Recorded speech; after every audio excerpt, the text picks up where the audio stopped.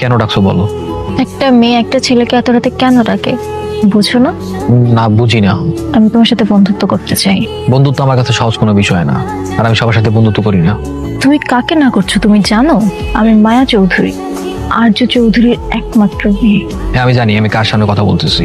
এই শহরের সবচেয়ে প্রভাবশালী ব্যক্তির একমাত্র অহংকারী মেয়ে, যার নিজস্ব কোনো কিছুই নেই।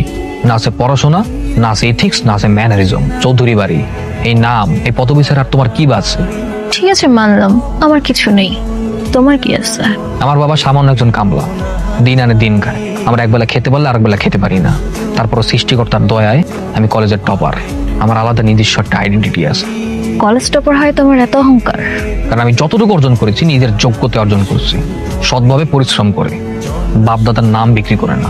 ঠিক আছে মানলাম তুমি ভালো স্টুডেন্ট, কলেজ টপার। দুনিয়াতে টপার শুধু তুমি একাই না, চাইলে আমিও। আমিও কি? নেক্সট এক্সামে আমিও টপার হয়ে দেখাবো। আর তখন শুধু বন্ধুত্ব না, আমার সাথে প্রেমও করতে হবে। চ্যালেঞ্জ? ওকে, চ্যালেঞ্জ অ্যাকসেপ্টেড। আর যদি টপার হতে না পারি, আমি তোমার সামনে এসে কোনোদিনও দাঁড়াবো না। হয়েছিল সারাদিন? সারাদিন পালাইছিলাম। কেন? আমি বাঘ না ভাল্লুক? তুমি এখন আমার কাছে বাঘ ভাল্লুকের চেয়ে তো বেশি ভয়ঙ্কর। একে তো চ্যালেঞ্জ হিসেবে সেকেন্ড হয়েছে, তুমি ফার্স্ট হয়েছো। কোন মুখ নিয়ে তোমার সামনে দাঁড়াবো? ঠিক আছে সমস্যা নেই, তুমি দাঁড়াতে পারো নাই, আমি এসে দাঁড়ালাম। কি বলবো? মনে নাই? না। ঠিক আছে আমি মনে করাই দিতেছি।